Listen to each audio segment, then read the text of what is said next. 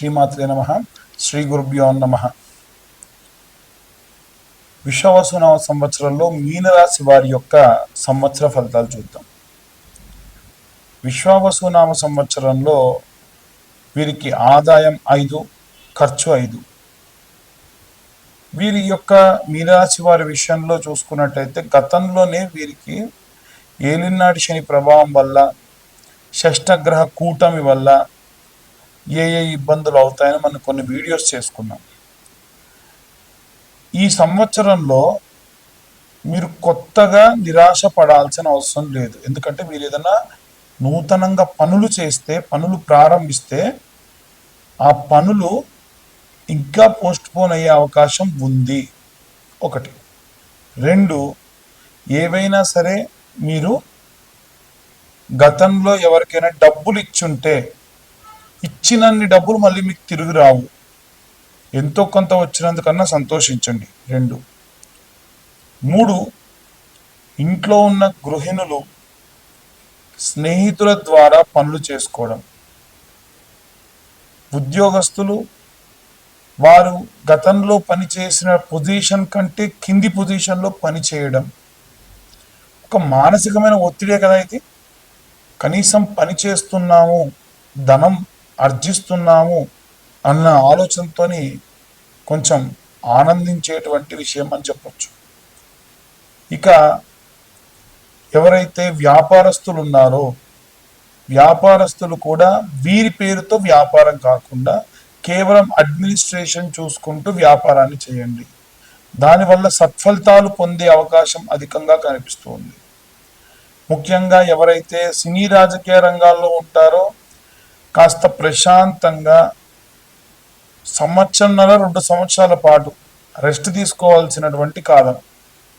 అడపాదడప ఏమైనా చిన్న చిన్నవి పనులు చేసుకోవడం తప్ప తొందరపడి అంతకు మునుపులా మీ యొక్క శక్తిని, మీ సమయాన్ని, మీ ధనాన్ని వెచ్చించకండి. ఇవన్నీ కూడా కొంచెం బాధ కలిగిస్తుందేమో, కానీ ఇక్కడ ఆనందకరమైన విషయం ఏంటో తెలుసా అండి? మీ ఆదాయం 5, ఖర్చు 5. కొత్తగా ఈ సంవత్సరం మీరేం అప్పులు చేయరు. కొత్తగా ఈ సంవత్సరం మీకేమీ అపాయాలు కలగవు. ఈ విశ్వావసు సంవత్సరం వీరికి చాలా చాలా ప్రశాంతంగా ఉందని చెప్పాలి. గతంలో జరిగినటువంటి వాటికి సంబంధించి ఇబ్బందులు ఇంకా పడుతూ ఉంటారు తప్ప ఇంకేం లేదు. కాబట్టి ఇవన్నీ కూడా గోచార రీత్యా చెప్పే విషయాలు. పూర్తిగా మీ జాతకంలో అన్ని గ్రహాలు ఉచ్చ స్థితిలో ఉంటే ఏలినాటి శని ప్రభావం, అర్ధాష్టమ ప్రభావం ఏమీ చేయలేవు. కాబట్టి జాగ్రత్తగా పూర్తిగా మీ జాతకాన్ని విశ్లేషణతో తెలుసుకొని మీ యొక్క జాతకం గురించి తెలుసుకున్న తర్వాతకి, అంటే జాతకంలో మనము అర్ధాష్టమ, అష్టమ శని ప్రభావాలు, అలాగే గోచార రీత్యా జరిగే విషయాలు, అలాగే అష్టక వర్గ, నవాంశ, దశ, అంతర్దశ, లగ్న కుండలి, కేపీ ఆస్ట్రాలజీ పద్ధతి ద్వారా ఎంతవరకు మనం అనాలిసిస్ చేయగలం అని 60-70 పేజీల్లో జాతకం అంతా అనాలిసిస్ చేసి పూర్తిగా మీతో డిస్కస్ చేయడం జరుగుతుంది. కాబట్టి ఈ ఉగాది సంవత్సరంలో ఈ ఉగాదికి సంబంధించిన విషయాలు, అలా ఎలాంటి దేవతార్చన చేయాలి, ఎలాంటి మండపారాధనలు చేసుకోవాలి, అన్ని విషయాల్ని కూడా క్లుప్తంగా మనం వివరించడం. శ్రీమాత్రే నమ. శ్రీ గురుభ్యో నమ. మాకి అసలు ఉగాది అంటే యుగమునకు ఆది అని అర్థం. అసలు ఈ ఉగాదికి ఒక పేరు వస్తుంది సంవత్సరానికి. ఇప్పుడంతకు ముందు వచ్చేసి వికారి, విరోధి, క్రోధి, విశ్వావసు. ఈ సంవత్సరం విశ్వావసు నామ సంవత్సరం అని వస్తుంది. అసలు ఏంటి పేర్లు, ఎలా వస్తాయి అని చాలామందికి సందేహం ఉంటుంది. వాస్తవంగా ఒకప్పుడు నారద మహామునీశ్వరులు విష్ణుమూర్తి దగ్గరికి వెళ్తే, స్వామివారి దగ్గరికి వెళ్ళి, అయ్యా అసలు ఈ వివాహం ఏంటి, ఈ సంతానం ఏంటి, ఈ యొక్క వివాహం గురించి మోహించి జనులందరూ ఆ మాయలో ఎందుకుంటున్నారు, దీనిని విష్ణుమాయ అంటారంట స్వామి అన్న వెంటనే స్వామివారు ఏమన్నారంటే, అవునా నారద, అదేమిటో తెలుసుకోవాలని ఉందా అంటే, చిచ్చి ఇవన్నీ నాకెందుకు, అసలు ఇదంతా ఉత్తిదే, ఇవన్నీ ఏం ఉండవు అని చెప్పారట. సరే నాతో పాటు భూలోకానికి రా అని చెప్పి స్వామివారికి దాహం వేస్తుందని చెప్పగా, స్వామివారికి దాహం వేయడం ఏంటి అని ఆలోచించలే తను. కాబట్టి నారదుల వారు, అయ్యో స్వామి, నేను మీకు వెంటనే నీరు తీసుకొని వస్తా అని చెప్పి దగ్గరలో ఉన్న కొలనుకెళ్ళి, కొలనులో దిగగానే ఎంతో ఆహ్లాదంగా ఉండి స్నానం చేద్దామని స్నానం ఆచరించి మునిగి తేలగానే నారద మహామునీశ్వరులు స్త్రీమూర్తిగా మారిపోయారు. అత్యంత సుందరంగా మారిపోయారు. మంచి జడ వచ్చేసింది. బాహ్యంగా సౌందర్యంగా చాలా బాగున్నారు. ఆయన నారదుడని విష్ణుమూర్తితో పాటు వచ్చాడన్న సంగతి మరిచి అక్కడ ఉన్నటువంటి ఉద్యానవనంలో ఆయన సంచరిస్తూ ఉంటే అటుగా ప్రయాణం చేస్తున్నటువంటి మహారాజు చూసి ఆమెను మోహించి 60 మంది సంతానాన్ని కన్నాడు. ఆ 60 మంది సంతానమే ఇప్పుడున్నటువంటి ఈ 60 సంవత్సరాలు. అయితే సంతానం మీద ప్రేమ, మోహము, ఆకాంక్షతో నారదుడు స్త్రీమూర్తిగా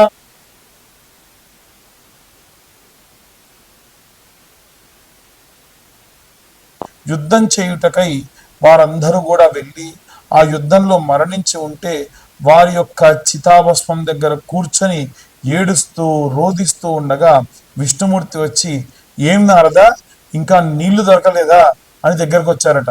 రాగానే కళ్ళు తెరిచి చూస్తే అప్పుడు నారదుల వారికి ఆయన అంతకు మునుపు రూపం వచ్చింది. అక్కడ ఎటువంటి పిల్లలు, సంతానము, రాజ్యము, చిత లేదు, చితాభస్మము లేదు.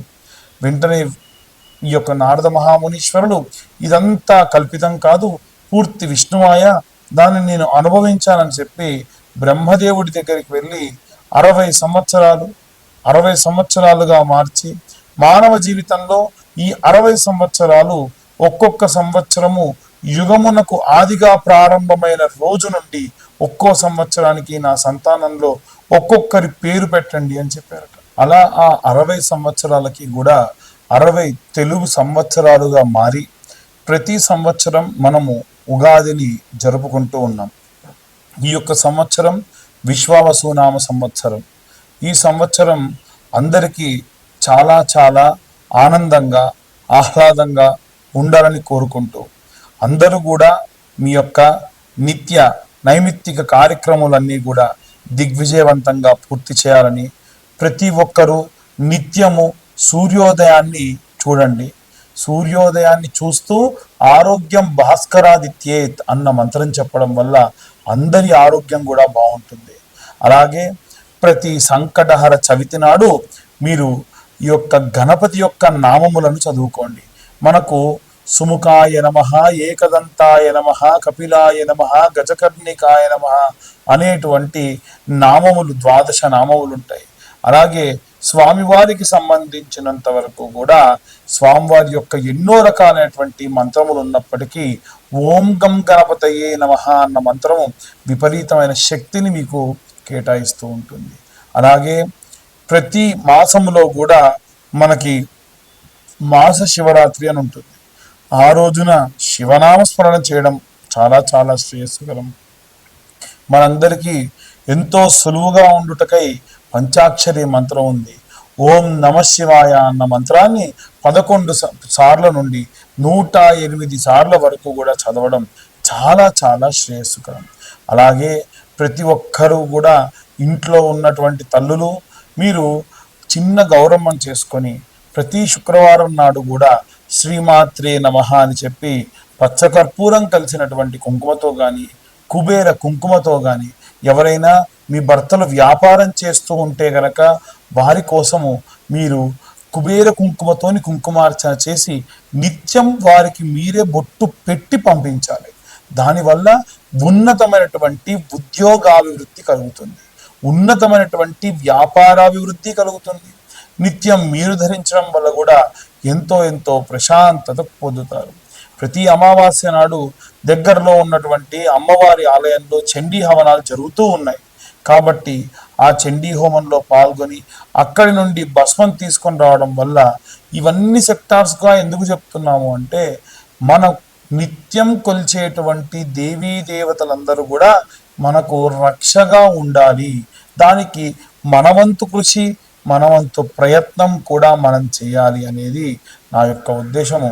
అలాగే స్వాతి నక్షత్రం, శ్రవణ నక్షత్రం వస్తుంది. ఆ సమయంలో విష్ణునామ సంకీర్తన శ్రవణ నక్షత్రం నాడు లక్ష్మీ నారసింహస్వామి యొక్క మంత్రపఠనము, వజ్రదంష్టాయ విద్మహే తీష్ట ధీమహి తన్నో నారసింహ ప్రచోదయాత్. ఇంకా డీటెయిల్డ్గా మనము ముందు ముందు వచ్చేటువంటి రోజుల్లో ఏ నెలకు ఏ రాశి వారికి ఎలా ఉంటుంది అనేది డీటెయిల్డ్గా చెప్పుకుందాం. ఇవన్నీ కూడా గోచారరీత్యా చెప్పేటువంటి విషయములు మాత్రమే.